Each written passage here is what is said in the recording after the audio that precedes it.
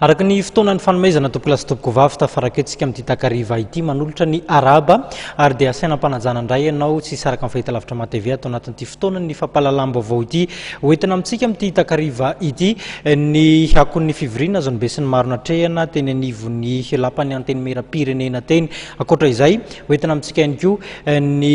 fitokonana tanterahan'ireo mpiasan'ny komina Antananarivo renivohitra sy ny fitakiana izay endrasan'izy ireo ny tompona andraikitra maefa akoatra izay mafapana ihany koa ny vaovao any mananjary any hoentina amintsika ny akon'izay amin'ity takariva ity lafim-baovao miompana indrindra amin'izay trangam-piarahamonina izay ny sahotaka noho ny resaka fitsaram-bahoaka ny tanànany mananjary nanomboka alina hatramin'ity andro androany ity disadisa eo amin'ny fokon'olona sy ny zandary no fototra izay olana izay ny amafy moa ny raharaha tamin'ity andro androany ity raha ny fantatra moa dia ny fanjevo nanomboka tamin'ny ray ora amaraina tanoany ny fokon'olona sy ny zandary vokany ny pokany basy nandefa entona mandatsa dranomasy ihany koa ny mpitandro ny filaminana tany amin'izany tanàna izany araka izany raha antsika ato anatin'ity sary ity ny fijoroana vavolombelona nataon'ireo nanatitra maso ny makasika izay raharaha izay Saran'ny kartinobile rindary mpangalatra hoe nateriny teny amin'ny sandarma tamin'ny alina iny any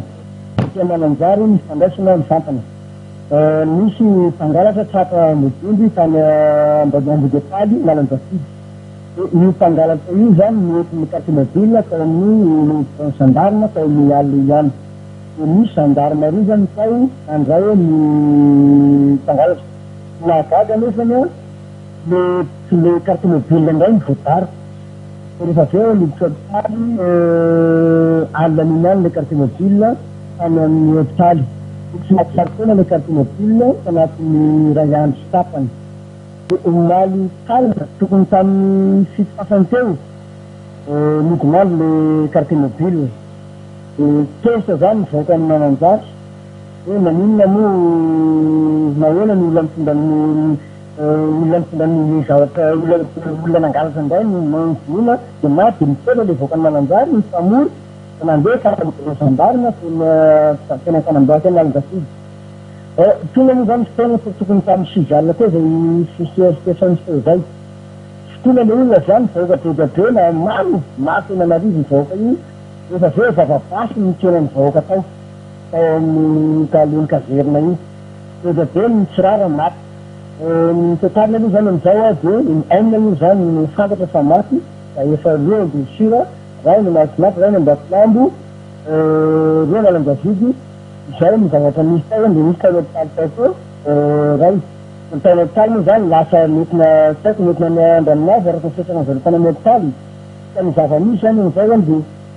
tezitra ny voaka ny mananjary ray manontolo ary mieritreritra nanao vilomorte misy moa ny solotena mpanjakana isasitaziny tonga eto avy any amin'ny Antananarivo